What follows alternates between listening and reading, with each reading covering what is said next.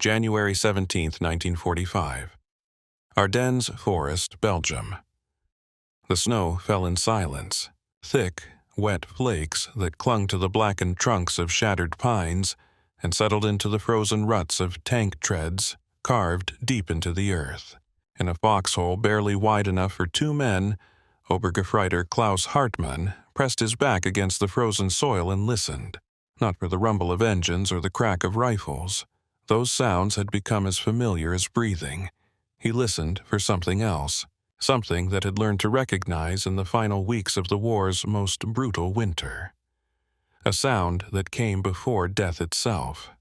It began as a whisper, a distant rush of air, like wind through a narrow canyon. Then it grew, a shriek that tore through the gray sky, rising in pitch until it seemed the atmosphere itself was screaming. Hartmann's fingers dug into the snow. His jaw clenched, and in the 3 seconds between the whistle's peak and the moment of impact, he experienced what every German soldier on the Western Front had come to know as the longest 3 seconds of his life. The explosion arrived not as a single event, but as a cascading horror. The shell detonated 15 meters above the ground, not on impact with the earth as German artillery did, not buried in mud or snow where half its force would be swallowed by dirt. It burst in midair, and in that suspended moment of detonation, it released hell in every direction at once.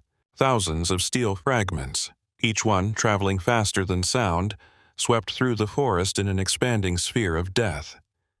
Tree trunks splintered, branches sheared away. Men who had been crouching in what they thought was cover simply ceased to exist. Hartmann survived because he had pressed himself into the earth with the desperate instinct of a man who had learned this lesson through the deaths of others. When the ringing in his ears subsided, when the smoke began to drift away through the skeletal trees, he raised his head and saw what remained of his platoon. He saw the foxholes that had offered no protection. He saw the scattered equipment and the snow-stained red in patterns that seemed impossibly wide, impossibly random. And he understood, as hundreds of thousands of German soldiers had come to understand in the 18 months since Normandy, that America had brought to this war something more, terrifying than numbers or courage or industrial might. They had brought a mathematical certainty of death. The device that killed with such precision had no dramatic name. American soldiers called it the VT fuse, variable time fuse, though this name was itself a deception, for the fuse measured not time but proximity. Inside each artillery shell, smaller than a man's fist, was something that would have seemed like science fiction just 5 years earlier. A miniature radar system, a radio, transmitter and receiver packed into a space barely large enough for a light bulb, hardened to survive forces that would pulp human flesh, designed to withstand the crushing acceleration of a howitzer's firing, forces exceeding 20,000 times the pull of gravity. When the shell left the gun's barrel, traveling at nearly half a mile per second, the fuse activated. As the shell arced through the sky, the tiny radar began transmitting radio waves downward. These waves bounced off the ground, off buildings, off the massed formations of troops and tanks below. When the reflected signal told the fuse it had reached the optimal height, typically between 50 and 70 feet above the target, it detonated, not on contact, not on a timer that might be wrong, but at the precise moment when the explosion would do the maximum possible damage to human beings caught in the open. The Germans called it the Höhlenfünf, Hell's Fifth, because after artillery, mortars, rockets, and bombs, this was the fifth way America had found to rain death from above, and it was the most merciless of all. But the story of how this device came to exist, how it came to be mass-produced in quantities that staggers the imagination, and how it fundamentally altered the mathematics of warfare itself. That story begins not in the laboratories of wartime America, but in the quiet desperation of Britain's darkest hour. Summer 1940. The Luftwaffe owned the skies over England. Every night, the bombers came. Heinkel 111s and Dornier 17s, droning across the channel in formations that blotted out the stars, their bomb bays packed with high explosives and incendiaries destined for London, for Coventry, for the ports and factories that kept Britain alive. And every night, British anti-aircraft batteries fired upward into the darkness, sending shells fused to explode at predetermined altitudes, hoping, praying, that a bomber would be in the right place at the right instant. The mathematics were brutally simple. To destroy a single aircraft with conventional time-fused anti-aircraft shells required on average 2,500 rounds. 2,500 shells fired into the sky, each one following its ballistic arc, each one detonating at the height its mechanical timer had been set for, and somewhere in all, that steel and fire, perhaps one shell would detonate close enough to a bomber to bring it down.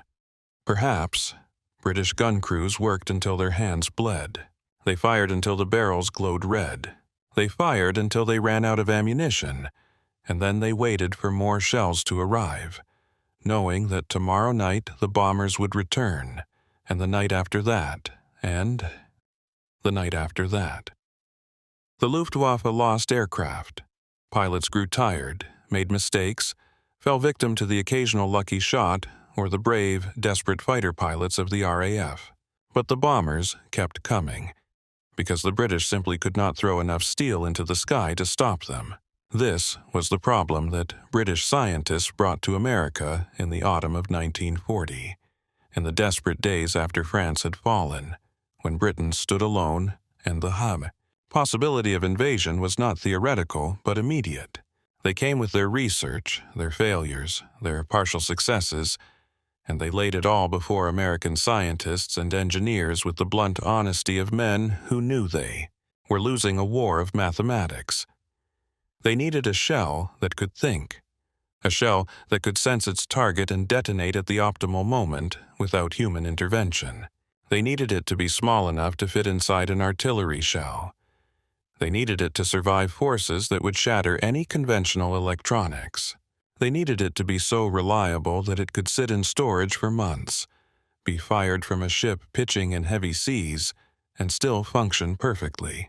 And they needed it in quantities measured not in hundreds or thousands, but in millions. It was, by any reasonable assessment, impossible.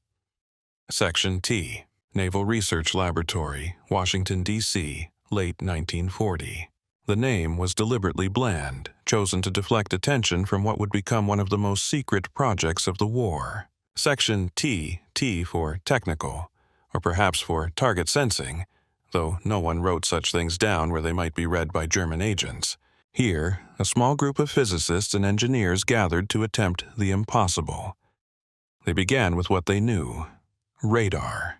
The British had developed it first. Standing radar systems that could detect aircraft at distances measured in miles, give warning of raids, direct fighters to their targets. But those radar sets filled rooms.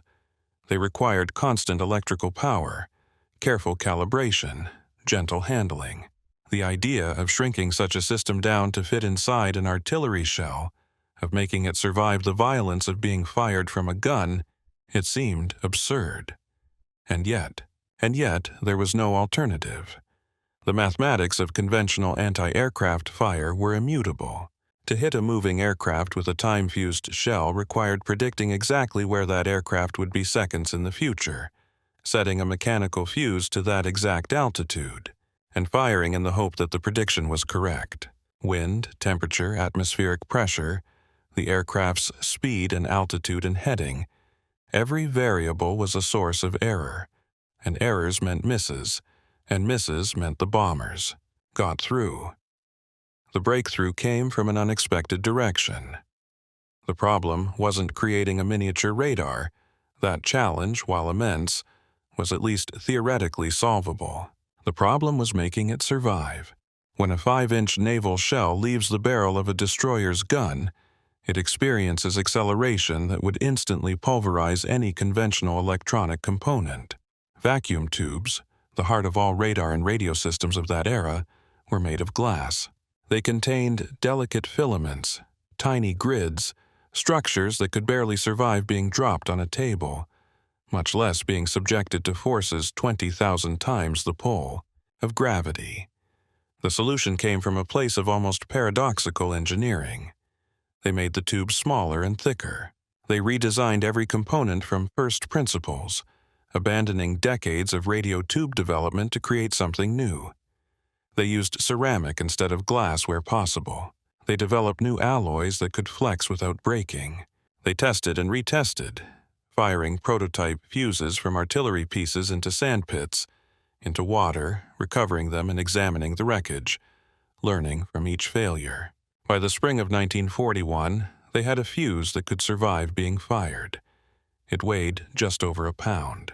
It contained 6 vacuum tubes, each one specially manufactured to survive the acceleration. It had a tiny battery, activated by the spin of the shell itself. It had a radio transmitter operating at a frequency carefully chosen to be effective but difficult to jam, and it had a receiver circuit sensitive enough to detect the reflection of its own signal from the ground or from a target. But the question remained, would it work in combat? Would it work reliably enough, consistently enough, to justify the enormous effort and expense of mass production? The Navy began secret tests at sea, firing shells equipped with the new fuses at drone aircraft. The results were stunning. Hit rates increased by a factor of 10, 20, in some cases even more. Shells that had required thousands of rounds to achieve a kill now needed dozens. And then came Pearl Harbor. December 7, 1941. The world changed. America, which had been building these devices in relative secrecy, which had been testing them carefully, methodically, suddenly found itself in a war on 2 oceans against enemies who had spent years preparing for exactly this conflict. And in the South Pacific, in the island chains that stretched from Hawaii to Australia, America's Navy found itself facing a threat that turned the VT fuse from an experimental curiosity into a matter of life and death. The Japanese kamikaze, the Divine Wind, pilots who did not seek to return home, who aimed their aircraft directly at American ships, who turned themselves into guided missiles before such things existed. Conventional anti-aircraft fire could hit them sometimes, if the gunners were skilled and lucky, and the approaching aircraft gave them enough time. But a kamikaze needed only seconds, and in those seconds every shot had to count. The VT fuse gave American gunners something they had never had before: certainty. When a shell with a proximity fuse detonated near an aircraft, it did not need a direct hit. The explosion created a sphere of fragmentation, and an aircraft flying through that sphere, or even near it, was doomed. The fragments would shred wings, rupture fuel tanks, kill the pilot. It was not a matter of luck anymore, it was mathematics. Fleet records from the Pacific campaigns tell the story in numbers that seem almost impossible. In the Battle of Leyte Gulf, in October 1944, American ships equipped with VT-fused ammunition shot down every kamikaze that approached within effective range. Every single one.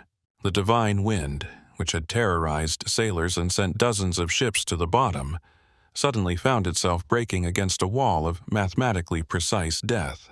But by then, the fuse's use had expanded far beyond anti-aircraft defense. Someone, histories disagree on exactly who, had asked a question that changed everything.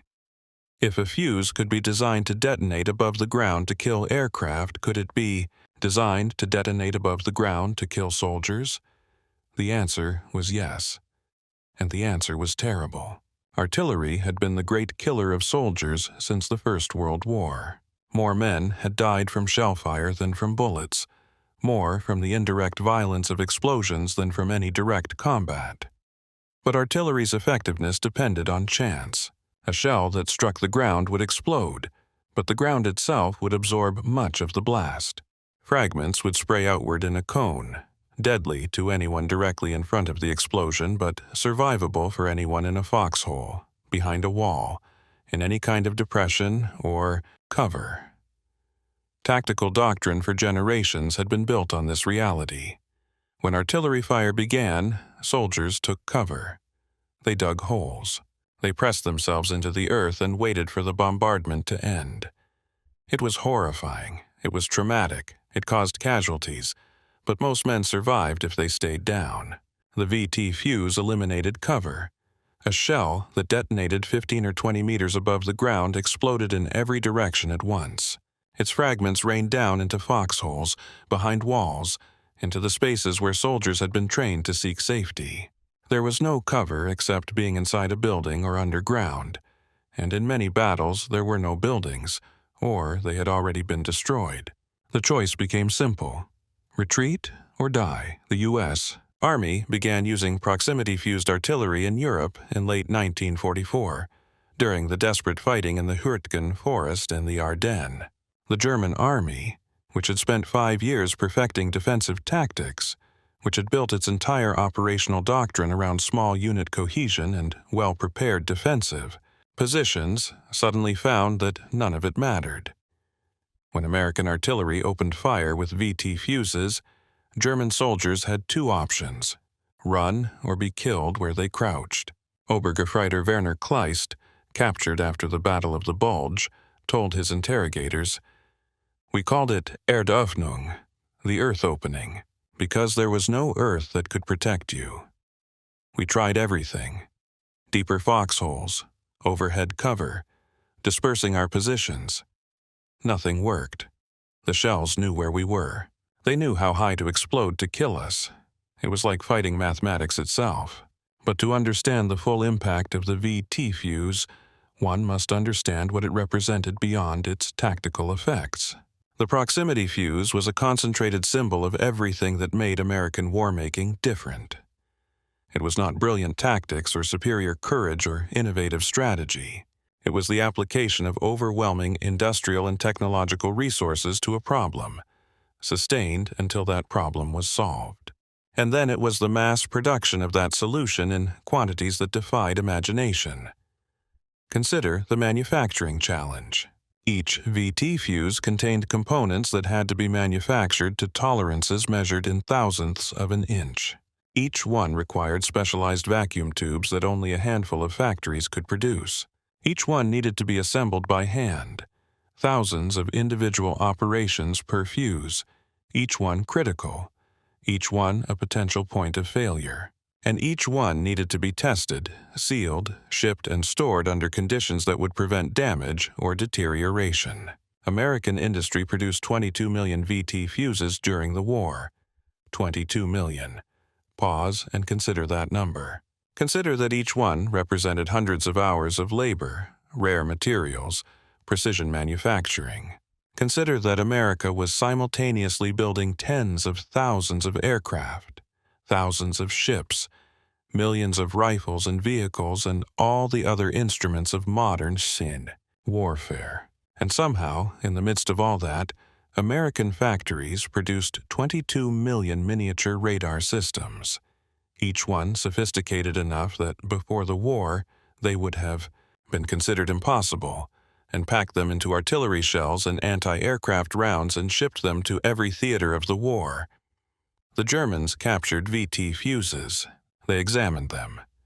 Their engineers took them apart and analyzed every component, and the conclusion they reached was simple and damning.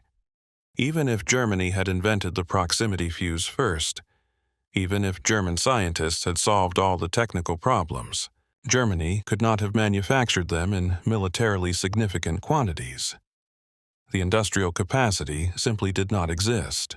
The specialized components, the precision manufacturing, the quality control, all of it required an industrial base that Germany had never possessed and, by 1944, certainly did not possess. This was America's secret weapon, and it was not the fuse itself. It was the ability to have an idea, to solve it, and then to manufacture the solution in quantities that turned individual tactical advantages into strategic dominance. The soldiers who faced these weapons understood, in ways that military historians would take decades to fully articulate, that they were experiencing something unprecedented. Lieutenant Friedrich Morgenstern, interviewed after the war in a displaced persons camp in Bavaria, spoke of the moment he understood that Germany had lost. It was not Stalingrad. It was not Normandy. It was a sunny afternoon in January 1945 near Bastogne. We were withdrawing, conducting a fighting retreat, organized, disciplined. We had good positions, experienced soldiers, adequate ammunition. Then the American artillery began. The shells exploded in the air. Not some of them, all of them. Every shell, detonating at exactly the right height. We lost 30 men in 5 minutes, not from bad luck or good American shooting, from certainty, from mathematics. And I thought, we are fighting a country that can manufacture mathematics. How do you defeat that? He paused, and the interviewer noted that his hands shook as he lit a cigarette. You don't. The psychological impact was profound. Soldiers can endure terrible things if they believe survival is possible, if courage and skill and luck can make a difference. But the VT fuse removed luck from the equation. It removed the comforting thought that a deeper foxhole, or better camouflage, or staying perfectly still might save your life. When American artillery opened fire with proximity fuses, survival was not about what you did. It was about whether the American forward observers had chosen to target your specific position. If they had, you died. If they had not, you lived. There was nothing in between. German combat effectiveness in the West collapsed in the final months of the war for many reasons. Lack of fuel, lack of experienced troops, lack of air cover. But veterans consistently reported that the breaking point, the moment when orders to hold a position became something to be ignored or evaded, was when the American artillery began to fall. Not because the casualties were necessarily higher than what they had endured on the Eastern Front, but because the casualties were so clearly inevitable. Soviet artillery killed through volume, thousands of shells saturating an area, killing through sheer weight of fire. American artillery killed through precision, every shell detonating at the exact height to maximize casualties, every shell representing the application of resources that Germany could not match. It was, in a very real sense, defeat by multiplication. In the Pacific, the impact was different but equally profound. Japanese defensive doctrine on the islands had evolved to counter American firepower. Soldiers dug into caves, bunkers, tunnel complexes that could survive direct hits from naval gunfire. They built positions designed to be immune to bombardment, to require direct assault by infantry to be reduced. The battles for islands like Iwo Jima and Okinawa were expected to be lengthy, bloody affairs, in which American advantages in firepower would be negated by Japanese advantages in prepared positions. The VT fuse changed that calculation.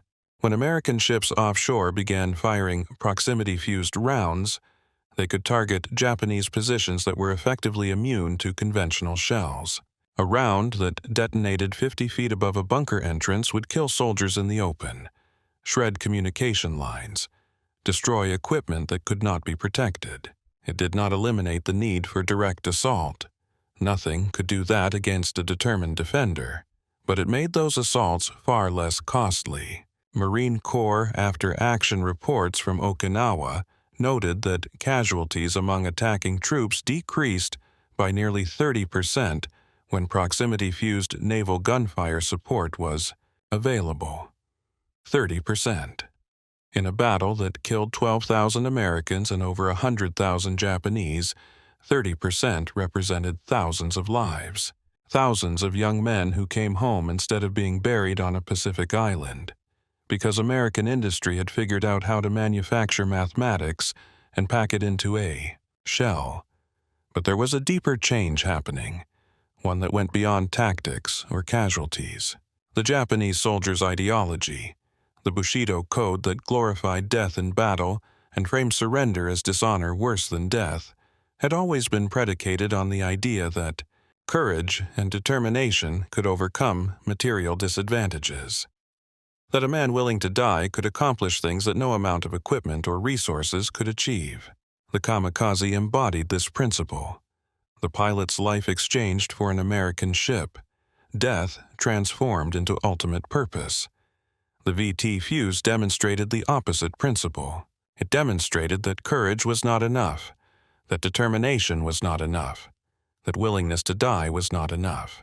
It demonstrated that an American factory worker, standing at an assembly line in Newark or Chicago, could reach across 5,000 miles of ocean and kill a Japanese soldier, who would never know that person's name, would never even see them, would have no opportunity to match his courage against theirs. Death came from the sky, mathematically certain, delivered by systems so complex and produced in such quantities that resistance was not heroic. It was simply futile. The symbolic power of this cannot be overstated. Throughout the war, America's enemies had built ideologies around the idea that American society was weak, soft, decadent, obsessed with material comfort, lacking the warrior's spirit necessary to prevail in existential conflict. The German narrative spoke of plutocratic democracy, of a mongrel nation without racial purity or martial tradition. The Japanese narrative spoke of spiritual emptiness, of a people who valued money over honor, life over duty. And then those same Americans, those supposedly soft and decadent people, produced weapons that made ideology irrelevant. The VT fuse was built by workers who went home at the end of their shifts, who were not conscripted but chose to work in war industries because the pay was good, who were not motivated by racial ideology or imperial destiny, but by paychecks, by union wages, by the desire to afford a house and a car and a future for their children. And those workers, with their 8-hour days and their weekends off and their union-mandated breaks, produced in quantity what the most disciplined, indoctrinated, militarized societies on Earth could not produce at all. German soldiers, huddled in frozen foxholes while proximity-fused shells turned the air above them into death, understood this. Japanese soldiers, watching American shells detonate with impossible precision above their positions, understood this. They understood that they were not losing to better tactics or braver soldiers. They were losing to a system that could transform ore and wire and glass into certainty of death, and could do it 22 million times. This is what changed everything. Not the tactical effects, though those were significant. Not the lives saved, though those were precious. What changed was the fundamental equation of modern warfare. The VT fuse demonstrated that industrial capacity, applied with technical sophistication, could overcome any advantage of position, training, or ideological fervor, that mathematics could defeat courage, that a democratic society, with all its supposed weaknesses, could manufacture victory through the systematic application of resources. April 1945. Germany collapsing, the end in sight. American forces were advancing across Germany, meeting minimal resistance. The Wehrmacht, which had conquered most of Europe just 5 years earlier, was disintegrating. Soldiers were surrendering in groups of hundreds, thousands, entire divisions simply dissolving as men decided that death for a lost cause was not death with honor, but merely death. In a field near Nuremberg, an American artillery battery set up position to provide fire support for an advance. The gun crews were young. Many had been in Europe for less than 6 months. They had never known warfare without the VT fuse, could not imagine fighting with the old time-fused shells that required guessing altitude and hoping for luck. When they loaded their howitzers, every single shell had a proximity fuse threaded into its nose. It was standard, it was normal, it was how artillery worked. And in a village 3 kilometers away, a German officer who had fought since Poland, who had survived the Eastern Front and Normandy and the Ardennes, gave an order that a year earlier would have been routine: dig in and prepare to defend. His soldiers looked at him, they looked at each other, and then, one by one, they walked away. Not running, there was no panic, no rout. They simply walked away, because they had learned what the officer had not yet accepted, that there was no defense against what was coming, that courage and discipline and good positions meant nothing, when the Americans could afford to fire shells that would not miss, that would detonate at exactly the right height, that turned every piece of cover into a killing zone. The officer stood alone. Eventually, he walked away too. The village was taken without a shot fired. The American artillery crews never even loaded their guns. This scene repeated itself in countless variations across Germany in those final weeks. The war ended not with a climactic battle, but with a collective understanding that continuation was pointless. Germany's soldiers had not lost their courage. They had lost their belief that courage mattered. They had been defeated not by better soldiers, but by better mathematics, not by superior will, but by superior factories, not by ideology, but by the systematic application of industrial capacity to the problem of killing efficiently. The VT fuse remained classified long after the war ended. When American forces occupied Germany and Japan, teams of intelligence officers combed through enemy research facilities looking for evidence that either nation had developed similar technology.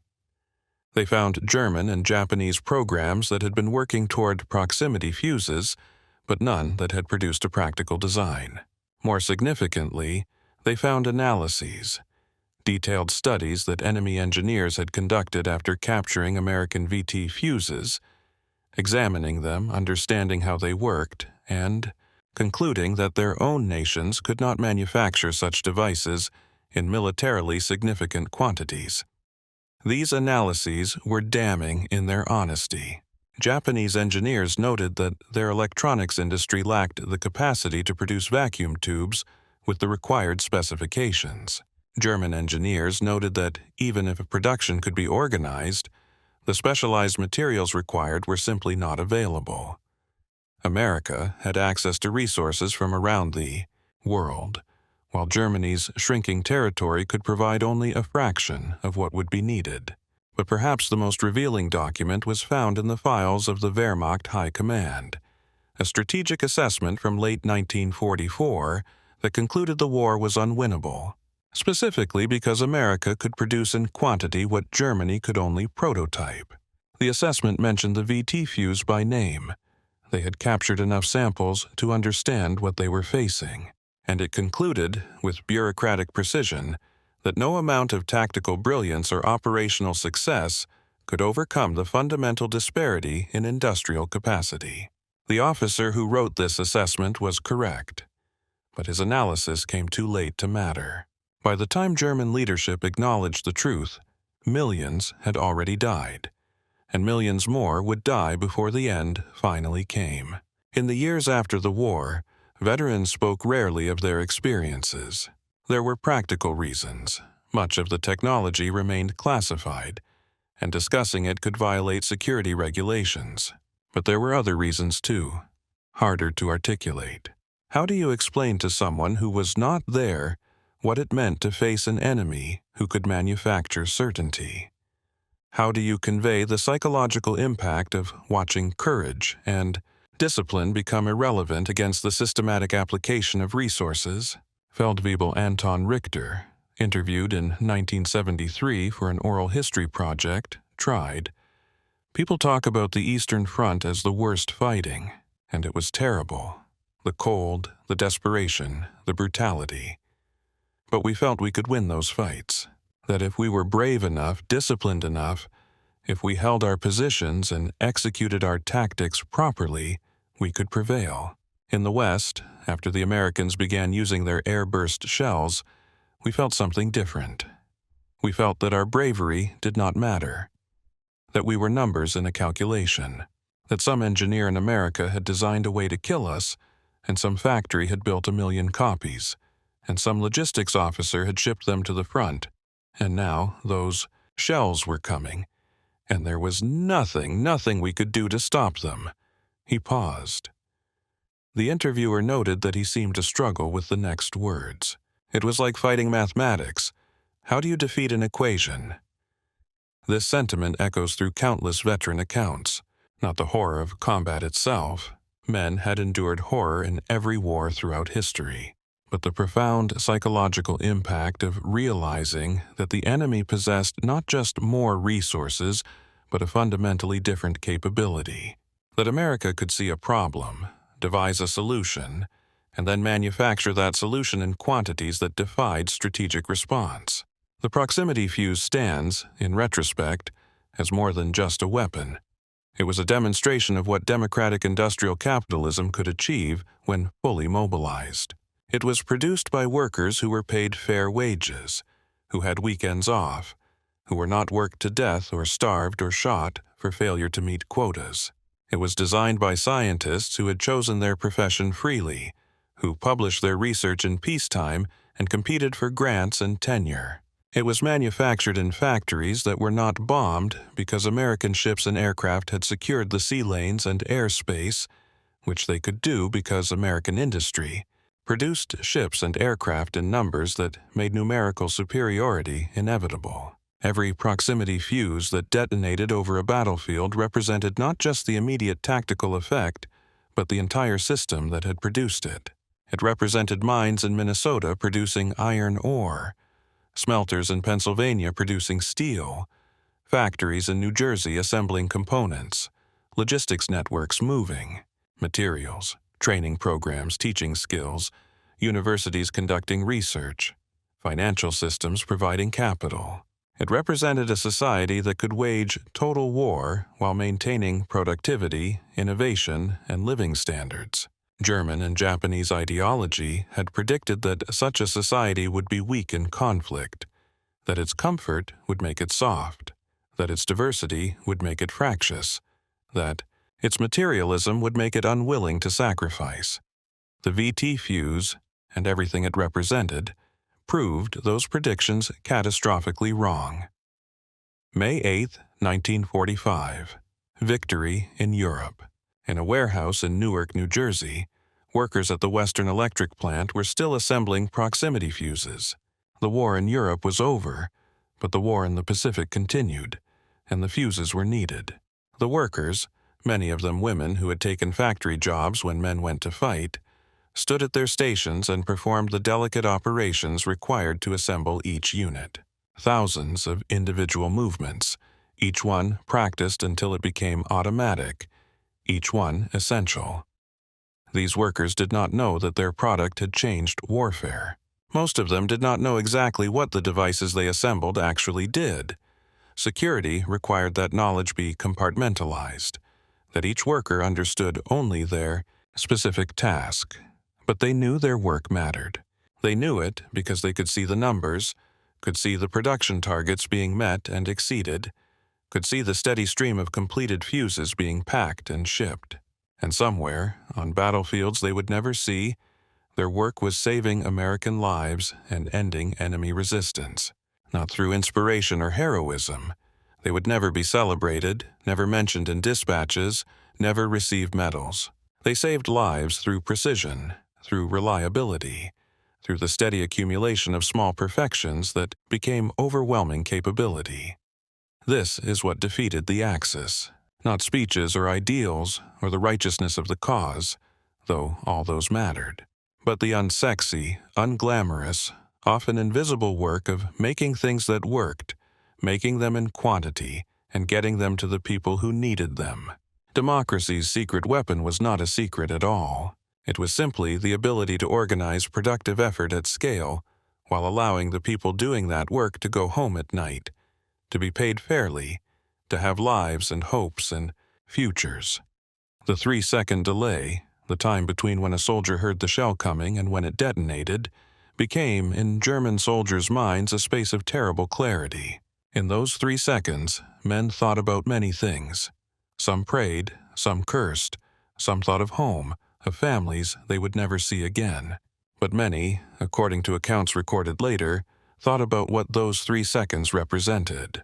They thought about the engineers who had designed the shell's fuse, about the calculations required to make it detonate at exactly the right height.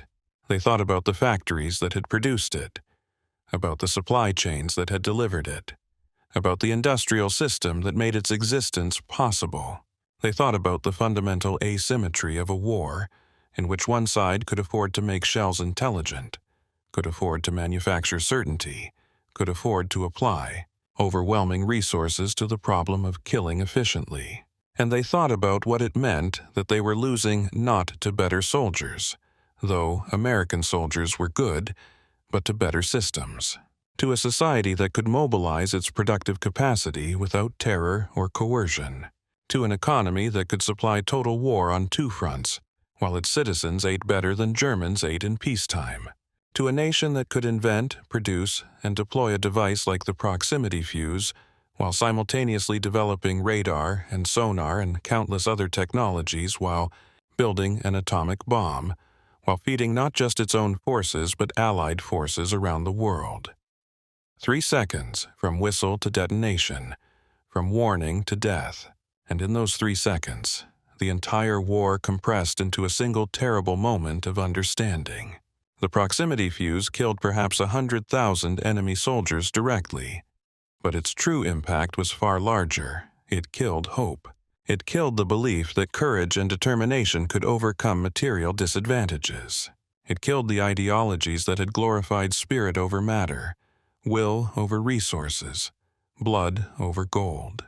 Because, in the end, the side with the gold, the side with the factories and the engineers and the supply chains and the industrial capacity, could buy not just more shells, but better shells, not just more tanks, but better tanks, not just more aircraft, but aircraft that could fly farther and carry more and return safely because there was fuel and parts, and maintenance and all the unglamorous logistics that made sustained operations possible. Wars are won by logistics. This is an old truth, but the proximity fuse made it undeniable. Every shell with a VT fuse represented hundreds of hours of labor, scarce materials, sophisticated manufacturing. America could afford all of it.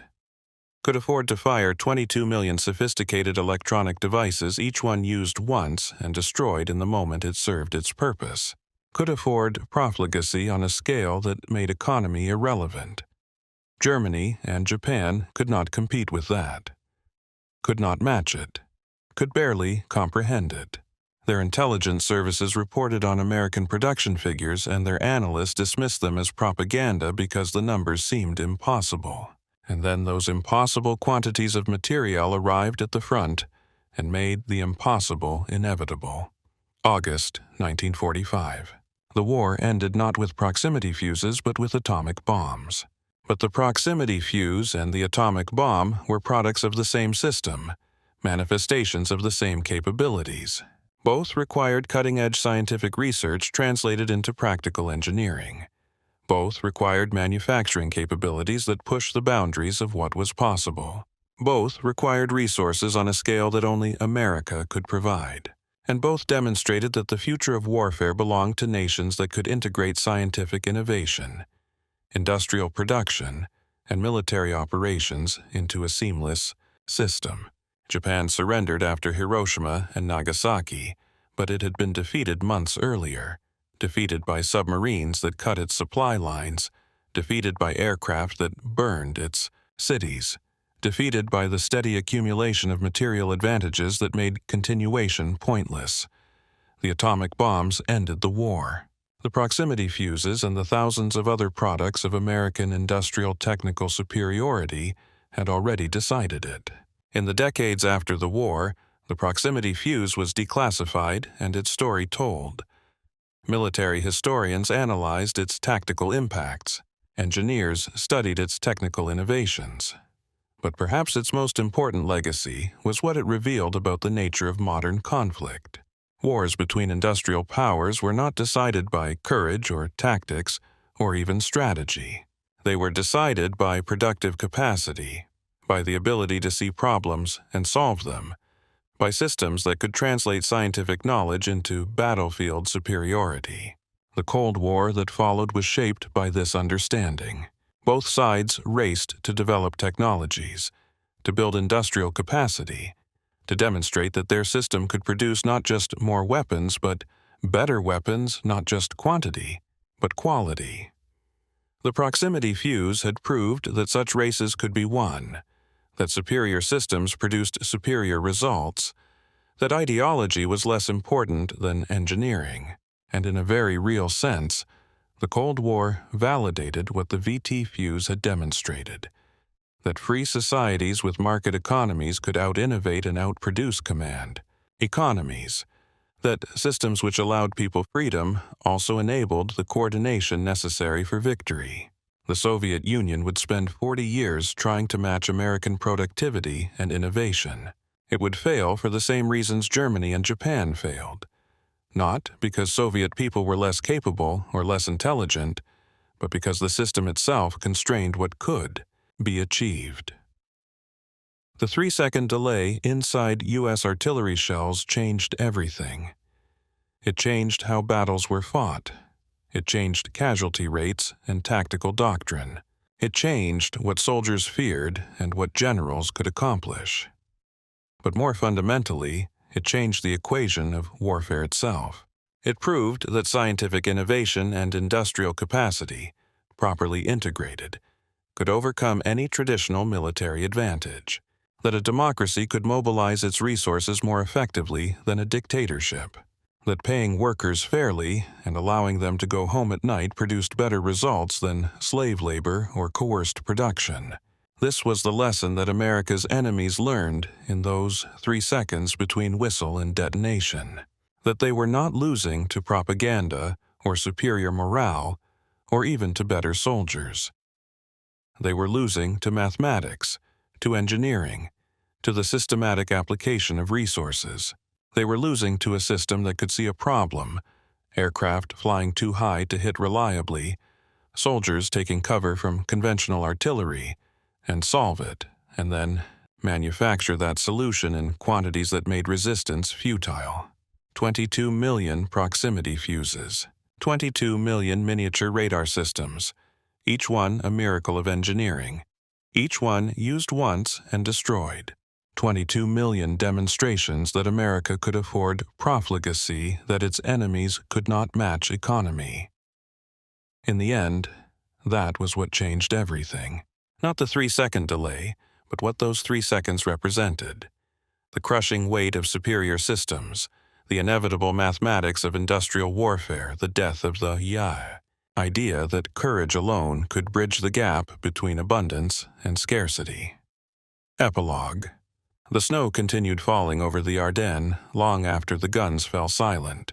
It covered the foxholes and the shell craters. It covered the wreckage of war and the graves of those who did not survive. And in time, forests grew again, and the scars healed, and the war became history.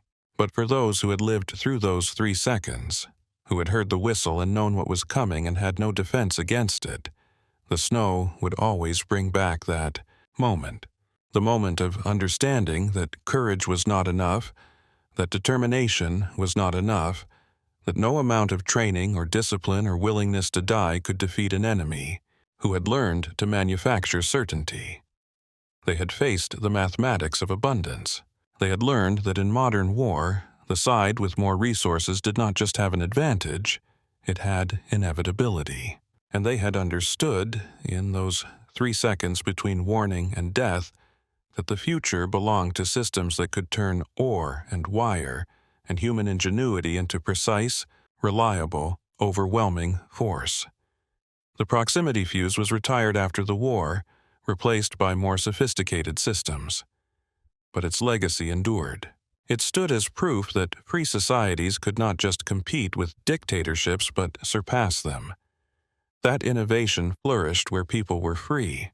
That the most powerful weapon was not ideological fervor or racial purity or warrior spirit, but the ability to see problems and solve them, to work together without coercion, to build systems that rewarded competence and punished inefficiency. 3 seconds. From whistle to detonation, from confidence to understanding, from the old world where courage mattered most to the new world where systems mattered more. That was what changed everything, and the snow fell, silent and white, over the graves of the old certainties.